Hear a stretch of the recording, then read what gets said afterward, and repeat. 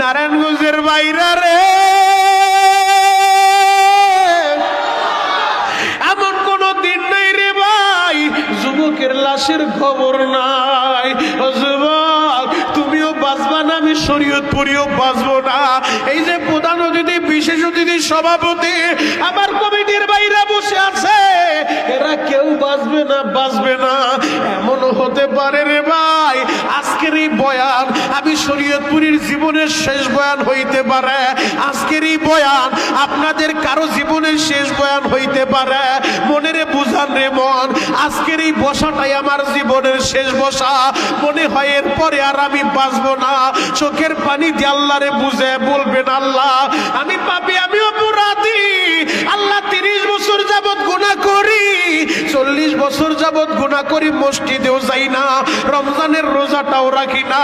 এই তো আগামী সপ্তাহে রোজা চলে আসতেছে। চোখের পানি দিয়া আল্লাহরে বুঝে বলবেন, মালিকের রে এই বছর থেকে রোজা শুরু করব, আর জীবনে আমি রোজাটা ছাড়বো না রে আল্লাহ। আল্লাহ আজকে থেকে নামাজ ধরবো, আর আমি নামাজটা ছাড়বো না। তুমি আমারে মাফ কইরা দাও রে আল্লাহ। যদি চাওয়ার মতো চাইতে পারো, যদি চোখের পানি ঝরা আল্লাহরে বলতে পারো, আমার আল্লাহ অবশ্যই মাফ করব। কারণ গুনাহগার বান্দা বান্দির ডাকটা আমার আল্লাহ বড় পছন্দ করে। আমার আল্লাহ এই 2 ঠোঁটের দিকে তাকায় থাকে। আমার বান্দা কখন আমারে আল্লাহ বইলা ডাক দিব।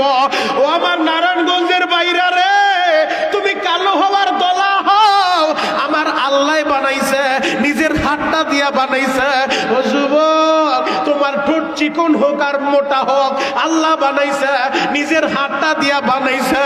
ও আমার পর্দার আলের মায়েরা, আমার আল্লাহ নিজের হাতটা দিয়া তোমাদেরকে বানাইছে রে মা।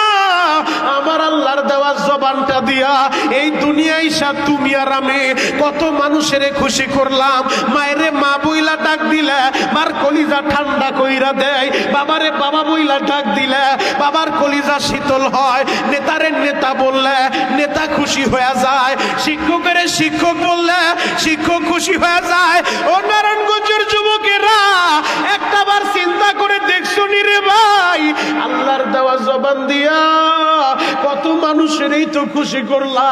একবার যদি আল্লাহরে আল্লাহ বইলা ডাক দিতা, আমার আল্লাহ তো খুশি হয়ে যাইতো রে ভাই।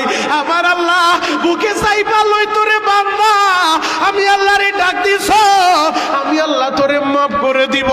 গলা ফাটা ডাক দাও না আল্লাহ।